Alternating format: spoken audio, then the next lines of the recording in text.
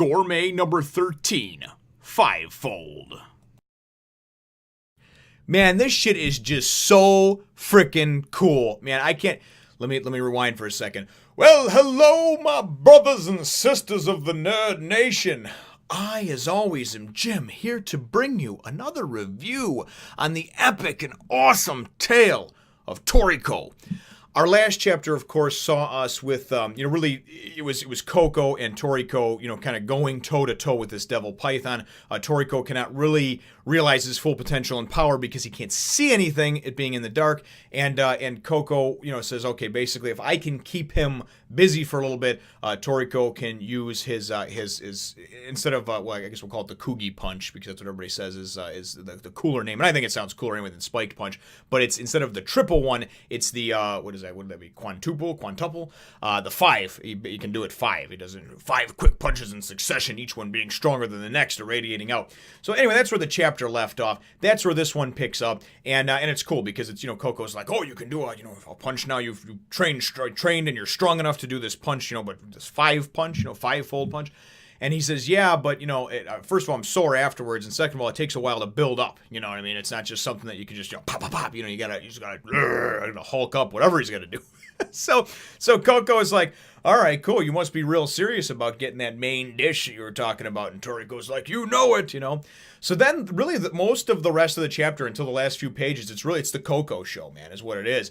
It's really cool how everything's depicted because he goes and he's talking to himself, inner monologue, and he's like, you know what, the devil python, it's too fast. It keeps dodging my poison and stuff like that. So what I need to do is I need to paralyze it. I need to take out its pit organs, right? And a snake, when its pit organs are clogged up, it can't find prey. It's basically disoriented. It's confused, right? So what he does is he goes and he looks at the devil python's face, right, the big ugly face, and he winds up going in and he, these 3 gleaming spots he winds up finding to be its pit organs, So then he goes and he inner monologues about how he's going to go and he's going to fire poison at it, but he's going to make the poison ducts in his fingers like as small as can be, so it fires it out more concentrated and it spirals out. It's more of an accurate shot, right? So it's just cool, I think, how everything is explained and depicted, because it doesn't just leave it up to your imagination to just go, well, that's just how it is because it's fucking Toriko, right? It actually explains why it is like that, and it makes sense. It really does in a lot. If you can stretch your imagination far enough to go into believe some of the different things that you read, it really lends credibility, I guess I should say, to the world itself and to the powers that you see evident within the world. So let's not say, I'm not going to go as far as saying that everything's believable on a medical or whatever term level, but it's cool how it's explained. You know what I mean? There's actually a thought process that went behind. It wasn't just, I'm going to make it so he can shoot this out of his finger. So, back to Coco. So Coco goes and takes 2 fingers and straight up like Spider-Man style, that's what it reminded me of, even though he didn't shoot it out of here, he shot it out of the tips of his fingers. He goes and fires, just some poison, right? And boom, boom, boom, winds up hitting these 3 pit organ spots. And then Coco's like, yeah, and in time that'll paralyze you, and then I can come at you, you'll never see this coming. And he goes to come at him with one of his little Coco poison punches, right? And next thing you know, man, the devil python just snatch him up out of the air, and you're like, what the hell happened? I thought he was going to be paralyzed because of his pit organs. And that's what Coco's thinking, right? Well, Coco goes, and as he's getting pulled closer to the thing, he sees this thing's got about, 6 or 8 other pit organs that he was just covering them up at the time, So obviously this is a smart beast that actually knows what's going on and knows that could be a weakness of it, was covering it up, So he's holding on to Coco, and it's not looking good for Coco at all, Then this thing goes and he's like, he goes and vomits some stomach acid on him, some devil python stomach acid, some bad juju. And Coco goes, and again, this is a cool thing where it explains it. Coco is able to secrete from his sweat glands. He's able to turn the sweat into his poison and secrete a thin film, a layer of film over his body to protect him from that stomach acid poison. Then it goes into this whole explanation about how, he's 100 kilograms and he can lose approximately 15 liters of poison. He can use approximately 15 liters of poison before he's done, before there's just nothing else he can do. And it's really cool how it explains it, because it explains it that, obviously the poison is also liquid within his body, and we're comprised mostly of water, of liquid, right, as humans are. So it explains it in terms of a normal person, if they lose like 2% of the liquid within their body, or 2% of their body weight in liquid, they become dehydrated. 8% can kill you. And Coco is such a badass that Coco can go 15%, right? And basically they're explaining about how if he keeps doing this, he's going to use up all his poison, and he's not going to be able to go on and fight. He's going to become weak, lethargic, pass out, die, what have you. So Coco goes and he's like, even though this might miss, I'm going to try this anyway. And he goes and he fires out a poison shot, poison cannon he goes and uses. And the thing kind of goes and dodges a little bit, but ultimately it winds up being, and Toriko is the whole time he's kind of trying to go and hulk up and do his little super punch over there, So it's kind of cool because we go and then Toriko goes to come to his rescue, and Coco's like, hey buddy, aren't you supposed to be charging up, kind of hulking up over there, getting yourself all concentrated? He's like, oh, I thought you needed some help. You're looking like you're getting beat up pretty bad. And that's because this thing winds up going and just go right into Coco and just gets him with his poison barbs, right? And so that's why Toriko came over to help initially. He's like, man, it's just not good for you. And he's like, you don't have an antibody, built up for Devil Python. So then there's this whole cool explanation about how he goes and he assimilates the poison into him. It hurts like hell to do this, but he assimilates the poison into him and is able to. He's like, basically his body is like a chemist, okay? Walter White, Heisenberg from Breaking Bad, would love to work with this guy, okay? Because he's able to go and take and ingest that poison, take that poison in, and his body's like a chemistry set, man, okay?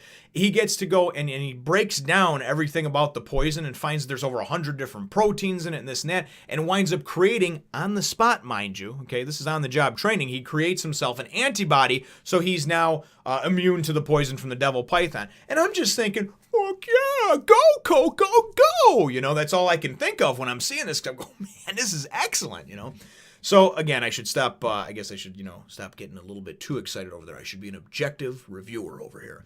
But that's very difficult for me because ultimately, if I enjoy something or if I like something, it comes out. It comes out in my emotion. That's just how I am. So then he goes and finally those pit organs start to go, even though it's just some of them, they start to become frozen up, and it kind of stops the Devil Python for just a minute. And of course then Toriko is now ready, and we see him in this cool one-page panel where his arm is like 3 times, his right arm is like 3 times the size of his left arm. So apparently that's him kind of just charging up and doing his, I call it hulking up, and then him going and just unleashing that that Kugi Punch, right? And he unleashes this thing, and it's cool because in a series of panel it shows 1, 2, 3, 4, 5, and I mean just destroying this thing, and it's great because then Coco goes and drops down from its grasp, and it lets go obviously because now it's fucking Toriko just killed his ass, and it drops down into Coco's into Coco's arms or whatever, and Toriko catches him. He's like, oh, you all right there, buddy? And he goes, yeah, I'm just getting a little bit soft there telling fortunes, so just some good comedic value there as well. And it's funny because Toriko goes and he's like, he goes, it sucks too. I wanted to go and eat that and taste Devil Python, but you went and screwed up the meat with your poison. And he goes, oh, I only used a low level of it. If you cook it at above 300 degrees Celsius, that'll cook right off and everything else. I was thinking of you to begin with.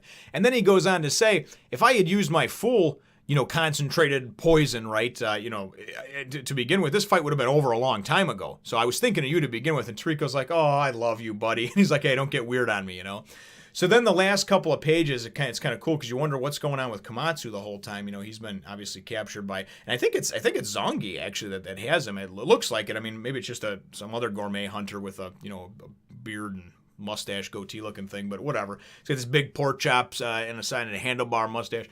But nonetheless, they show this guy, and he's still running with Komatsu, and you're thinking, son of a bitch, And then the ending pages, and he's just like, oh my god, there's unbelievable. There's another one, and you just see, boom, another Devil Python. So that obviously wasn't the only one, and certainly we're going to go and see what happens and transpires with that, and hopefully our brave little friend Komatsu doesn't actually die, as Coco foresaw. And it was kind of cool, too. I forgot to mention this, because Coco can kind of see into the immediate future. Right when he assimilated the poison and became kind of immune to it, and then Toriko was charging up for his punch or whatever, he's like, yeah, now I finally see its death.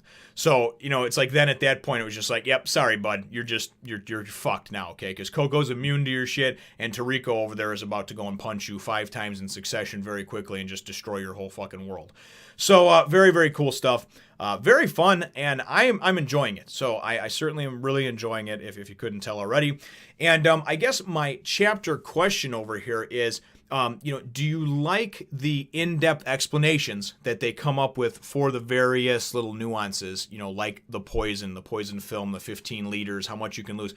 Some people might think that that takes away a bit from the action, from the flow of the reading, because a lot of times it is very heavy, very wordy, you know, and you have to read it, assimilate it, and it takes longer. It does take away from the flow of page to page. I, however, personally enjoy it, but ultimately I want to know what your thoughts are on it. So weigh in and let me know in the comments down below. Feel free to hit the thumbs up button if you should think that I deserve it, or if you just like eating, or just for the hell of it. And then subscribe if you haven't done so already. We look forward to catching all of you in the next one, Nation. This ugly motherfucker says that you should subscribe, so I guess you should.